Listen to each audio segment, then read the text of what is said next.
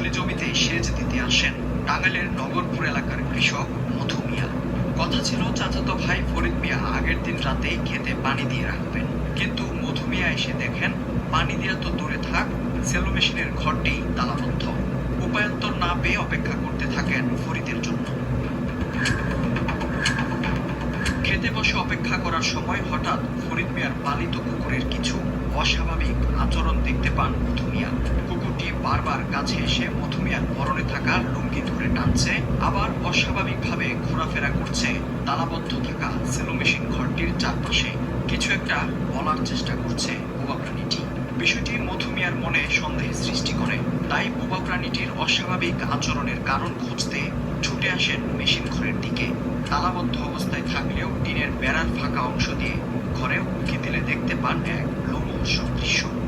আমার মেশিন চালাতে আসছি, চালিয়ে মিটার দিয়ে আমার মধ্যে পানি এক দেড়তে কইছি। তখন আমার এক স্বাস্থ্য হয়ে ওই সার দিয়ে রাখছে পারলো কিনা না দেখা গেছে, ও দেখা গেছে কুকুরটা ঘুরতাইছে এই ঘরের চারপাশ দিয়ে চারটা ঘুরতাইছে, আবার সার দিয়ে ইন্ডিয়া আইছি। হ্যাঁ, আমার মেশিনে আত্মক দিচ্ছে, আত্মক দিয়া ফেললে ওই নদী পাই আমার ঘরে নির্মূলের কেরা ধুয়ে রয়েছে দিলাম। আমি বললাম তাহলে বলি ধুয়ে রয়েছে তোর মেশিন ঘর, বলে ঘর তো তালাতে আর ওই সালা না সালা বান্ধা আসা ওই সালাটা স্কুলে দিয়া এবার আমি দিয়ে